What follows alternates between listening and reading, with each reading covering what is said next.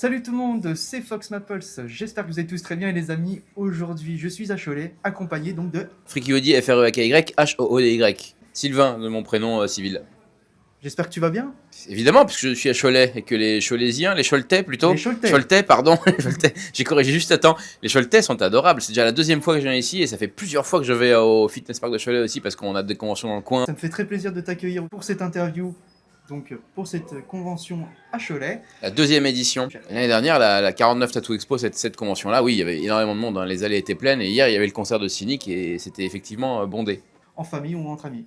Et c'est très important de le dire, c'est qu'il y a le tatouage a une image un peu négative en France, mais il y a beaucoup de familles, notamment le dimanche. On va avoir des grands-pères, des grands-mères, des poussettes, des familles complètes. Donc soit c'est des gens qui sont seuls, soit c'est des couples. C'est vraiment une convention c'est pas fermé, c'est ouvert, c'est pour tout le monde. Il y a des spectacles, c'est pas que du tatouage comme on pourrait en avoir l'image. C'est pour ça que ça s'appelle des expositions ou des parcs expo. Convention, oui, ça. Mais là, effectivement, on est au Parc Expo. Ouais. Bon bah super, bon bah je vais te poser donc des questions sur le tatouage. Comment est venue cette passion pour le tatouage? Je suis professeur des écoles. Là, c'est ma 17e rentrée, puisqu'on est le 31 août. Donc demain sera ma 17e rentrée. La rentrée bientôt. Ah ouais, non, ouais, relou. Et je suis allé enseigner en 2012 à Londres, dans le cadre du programme Jules Verne. C'est comme Erasmus, mais pour les profs. Et comme j'étais à un tournant de ma vie et qu'à Londres, le tatouage est beaucoup plus accepté qu'en France, parce que nous, c'était les bagnards qui allaient à Cayenne, qui cassaient des cailloux et qui étaient mal vus. Là, les Londoniens, notamment, et les Anglais, c'était plutôt les gens de la haute société qui allaient dans leur colonie et qui revenaient avec des tatouages. Donc les gens regardaient les tatouages d'en bas. Et comme j'étais donc à un tournant de ma vie autour de mes 25 ans, j'ai vu tous ces gens qui étaient tatoués. Mon banquier, il avait tout le coup de fait. Les gens au McDonald's, ils avaient les bras couverts. Et ça a été une révélation. Et donc là, comme j'ai passé 2 ans à Londres, j'ai passé ces 2 années-là à me faire tatouer très intensément. Je faisais 1 ou 2 séances par mois. Et j'ai fait toute ma première couche en 3 ans et demi là-bas. Sur un déclic, vraiment. En fait, je suis tombé amoureux du tatouage par le prisme des Londoniens.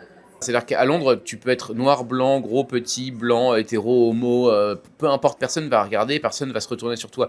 Parce que les Londoniens sont très... c'est pas de l'égoïsme, ils sont très indépendants. Le problème, nous en France, on va avoir une catastrophe, on va avoir des tuiles qui vont tomber, on va demander au voisin, il va nous donner des tuiles, on va réparer notre toit. Les Londoniens, ça va être beaucoup plus difficile, mais le bon côté, c'est que comme ça, ils jugent personne. Et donc, ils sont beaucoup plus libres d'être tatoués, d'être percés, d'être de toutes les couleurs, d'avoir les cheveux bleus, d'être à poil dans la rue, qu'en France, effectivement, et notamment à Paris, là où j'habite. Comme tu disais, ils ne jugent pas. On peut juger, mais on ne peut pas s'arrêter sur une image. Il ne faut pas juger Les Anglais, justement, ils disent Never judge a book by its cover. Ne jugez pas un livre à sa couverture. Nous, on dit l'habit ne fait pas le moine. Donc on peut juger. Après tout, on est une espèce qui se base essentiellement sur la vue. Donc c'est normal d'avoir des a priori. Mais il ne faut pas s'y arrêter. Vous avez bien entendu les enfants?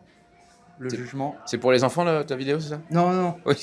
Quand je dis ça, c'est en parlant de tes futurs élèves que tu vas accueillir. Mais en vrai, les enfants, ils me jugent pas. C'est surtout les vieux, hein. C'est surtout les gens qui sont installés dans la vie. Les jeunes enfants, ils s'en fichent. La plupart de leurs parents ont des tatouages.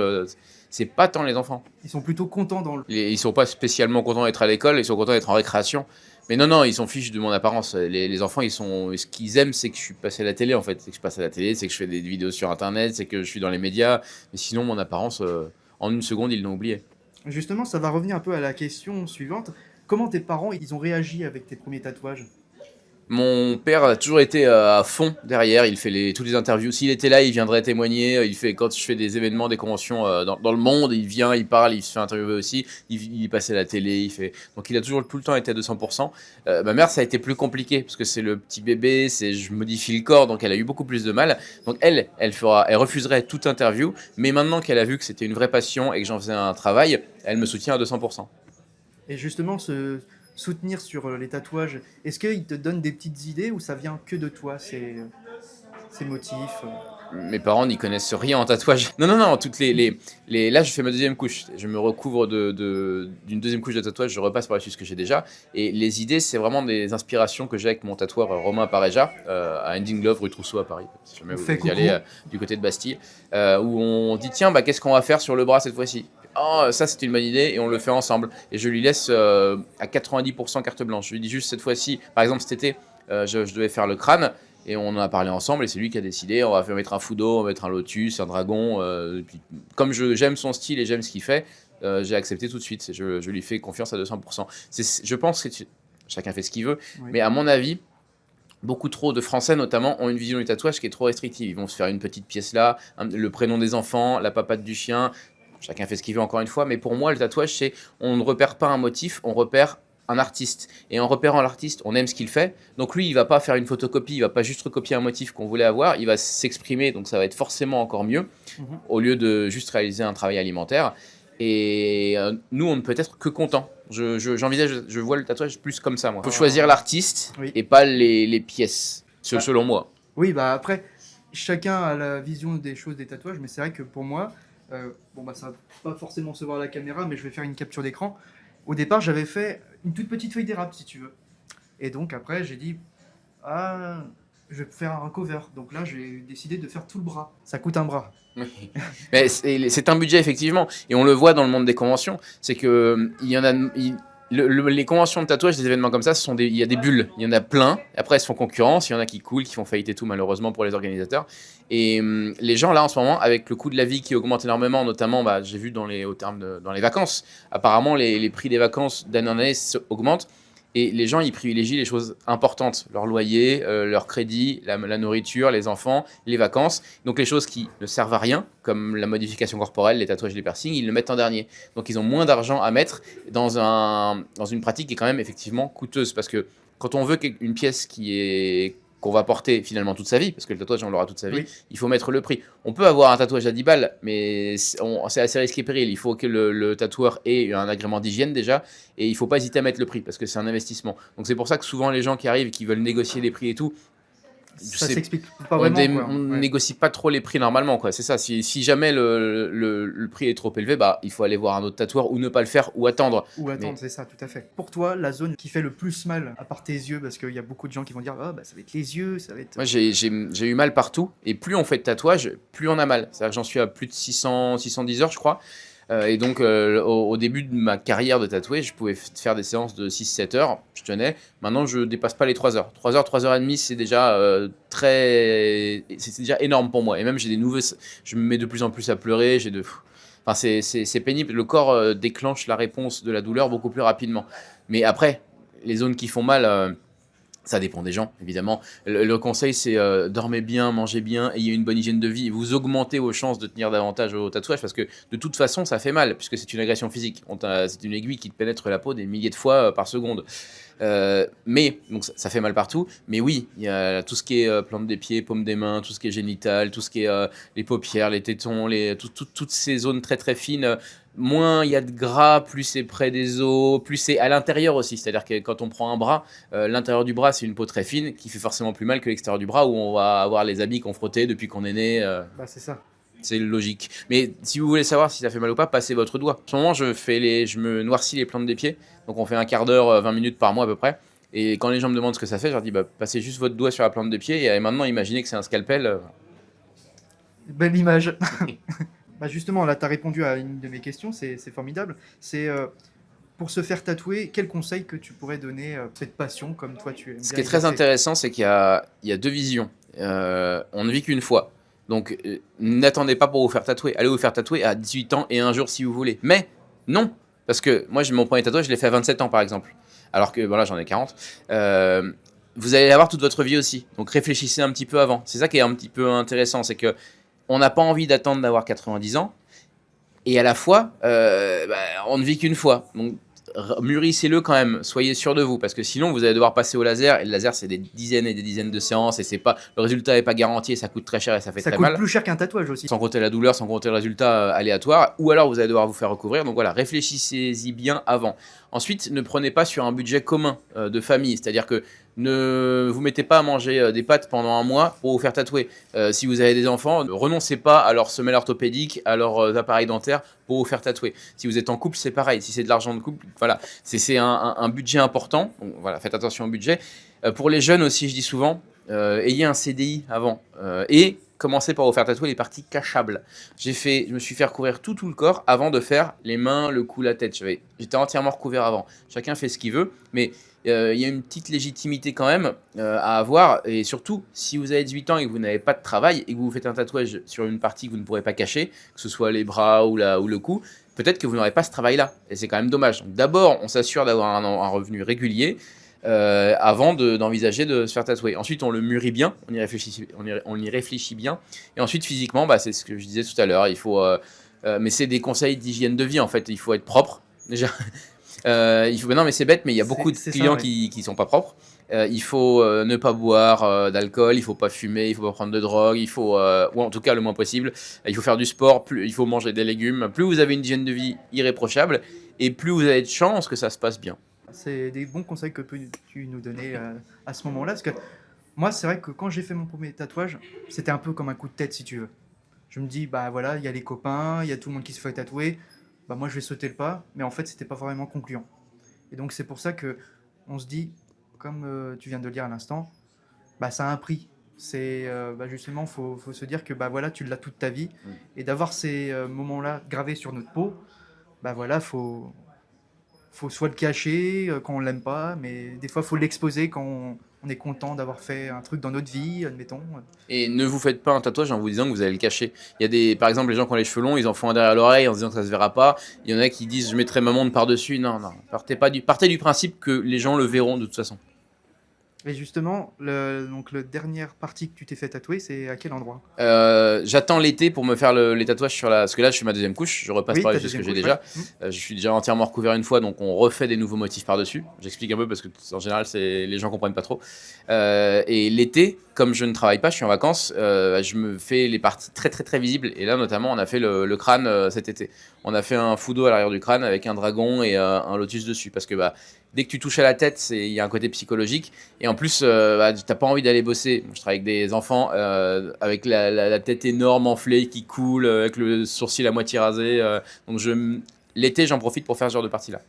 Et justement, bah, pendant cet été, il y a eu la canicule. Comment tu as réussi à surmonter la canicule avec les tatouages? Parce que avec la transpiration, c'est compliqué des fois. Déjà, il y a la canicule tous les étés et de plus en plus. Oui, On remercie les industries pétrolières et puis les pollueurs de tout poil. Oui, la canicule tout le temps. Moi, mon pseudo, c'est Freaky Woody parce que j'ai tout le temps la capuche. Donc, j'ai tout le temps mon pull à capuche, quelle que soit la température, même s'il y a 40. Vraiment, hein, j'allais marcher dans la forêt, j'avais le pull à capuche. Je transpire un peu plus, mais je prends jamais le soleil.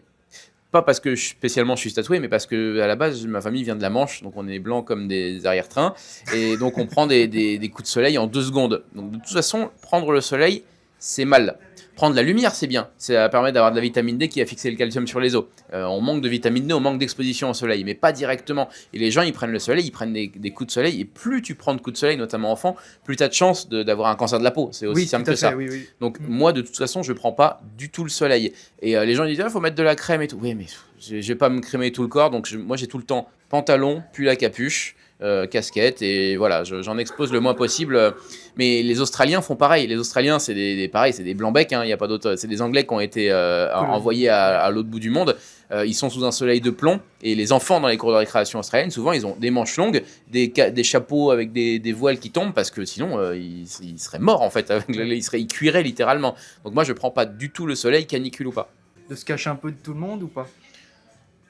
Pas spécialement. Après, c'est vrai que ça m'arrange effectivement d'avoir la capuche, les écouteurs, parce qu'on m'embête pas dans la rue. C'est plus les gens avec qui je suis dans la rue qui vont me dire ah, tout le monde te regarde, tout le monde vient t'embêter. Ah, lui, il a dit ça, lui. Là. Mais moi, je vois pas les gens parce que je suis bien dans ma tête et bien dans mon corps. Et ça aussi, c'est important. Faites-vous tatouer pour vous. Ne vous faites pas tatouer pour les autres. Parce que je me suis toujours fait tatouer pour moi, très égoïstement. Mais du coup, le regard des autres, je m'en fiche en fait. Ouais. Donc non, la capuche de base, c'est vraiment pour le soleil. Et après, oui, c'est vrai que dans le métro parisien, par exemple, c'est mieux de passer un peu inaperçu et d'avoir ce choix-là, même si je passe jamais inaperçu, parce qu'en France, on n'a pas le droit de se dissimuler le visage, sauf à Mardi Gras, je crois. Mais voilà, ça peut aider, effectivement. Mais je ne sors pas beaucoup, moi, je suis très, très casanier, hein, j'ai tout le temps... Ouais, t'es quelqu'un de très réservé, mais très ouvert aux autres. Mais Comme ce type d'événement. Là, je fais quelque chose de public. Je vais dans quelques instants, je serai à moitié nu au milieu de plein de gens qui vont me poser plein de questions, qui vont me faire signer des autographes, qui vont me prendre en photo, etc. Mais parce que le reste du temps, justement, je suis enfermé chez moi dans ma grotte. Sinon, je pourrais pas faire que ça. Je me ressource dans ma solitude. Et justement, lors de ces conventions, qu'est-ce qui te plaît? Ça fait des années que j'en fais des conventions maintenant, et j'en fais beaucoup, même si, comme je disais, c'est une bulle qui a tendance à se dégonfler un petit peu. De mi-août à mi-novembre dernier, on en faisait tous les week-ends, par exemple. Donc, je croise des amis, les tatoueurs, ça devient des copains, les bénévoles, les organisateurs. Ça fait plaisir de retrouver des gens qu'on aime. Et je découvre des nouvelles techniques, des nouvelles choses, puis ça permet de voir du monde aussi, parce que sinon, encore une fois, je suis assez asocial, moi. Donc là, sinon, je sortirais pas de chez moi. Là, ça me donne l'occasion de sortir, de parcourir la France, de parcourir le monde. L'autre fois, on était sur le bord de la mer, l'autre fois, on était à la montagne. Enfin, c'est pas des vacances, mais ça me permet de voir. Je visite tous les fitness parks de France aussi, c'est important ça. Au contact du public aussi. Puis les gens sont jamais méchants. Ils sont très souvent curieux, souvent maladroits aussi.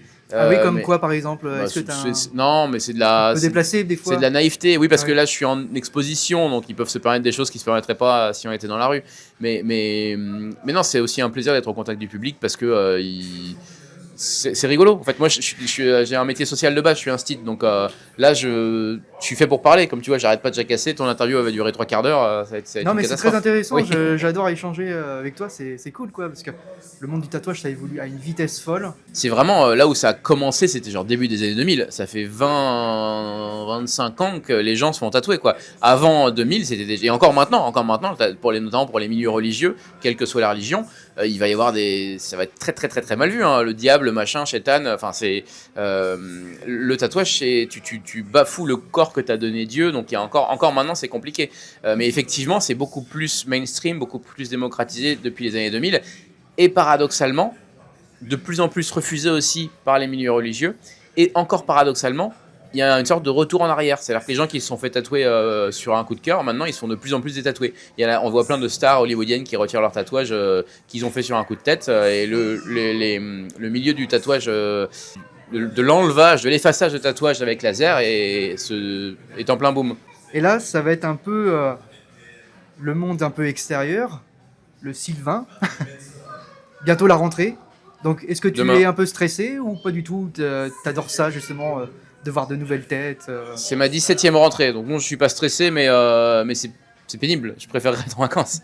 Mais oui, non, j'adore pas ça, je déteste pas ça, c'est le travail. Et à la fois, plus tu vieillis, plus les années passent vite, paradoxalement. Et donc, je sais très bien que là, je suis début septembre, mais dans 10 mois, ce sera fin juin. Et voilà, ça va. Ça passe vite quand même. Mais oui, ça passe très très vite. Et après, tu te dis, oh, les prochaines vacances, bah, c'est la Toussaint. Oui, dans 7 semaines, soit 28 jours. Ça passe tellement 28 vite. jours d'école. D'école. bien sûr. Ouais. Oui, Justement, lors des rentrées scolaires, il y a aussi les réunions parents-prof. Donc, comment les parents réagissent à cette rencontre avec... c'est ma 17e année d'instit Ouais. dans la même circonscription, la circonscription de Palaiseau. Donc les parents me connaissent, soit j'ai eu le grand frère, soit j'ai eu la grande sœur, soit ils m'ont vu sur internet, à la télévision. Donc les parents, ils viennent pour avoir un instit en face d'eux. Effectivement, une fois sur 100, il peut y avoir des parents un peu embêtants, encore une fois parce qu'ils vont être très très dans la religion, tout ça. Mais normalement, j'ai jamais aucun problème. Le truc rigolo qui peut se passer, c'est qu'à la fin de la réunion, ils me demandent un selfie par exemple, quand on sort de l'école. Mais sinon, non, ils sont ravis de me rencontrer. Pas parce que je suis qui je suis, juste parce que c'est le nouvel instit de leur enfant. Et la chose la plus importante pour des parents, c'est l'enfant. C'est Donc, l'éducation, ils investissent. S'ils viennent en réunion déjà, c'est pas le cas de tous. C'est que déjà ils sont un peu intéressés par le futur de leur enfant, donc ils sont contents de voir la personne qui sera le 3e adulte dans le meilleur des cas dans la vie de leur enfant. Très bien. Bah, en tous les cas, merci beaucoup, Sylvain. Frankie Woody. FREAKY, HOODY sur tous les réseaux. Bonne journée. Bonne Ouais. journée à Cholet. Bon, au revoir Cholet. Merci à tous. Ça veut dire la capuche qui fait peur. Très, très sympa, Merci. franchement, d'avoir échangé sur le monde du tatouage, la convention, un peu aussi le monde qui t'entoure à l'extérieur de tout ça. Et puis, on se dit à une prochaine. À très bientôt. À l'année prochaine. À plus tout le monde. Salut.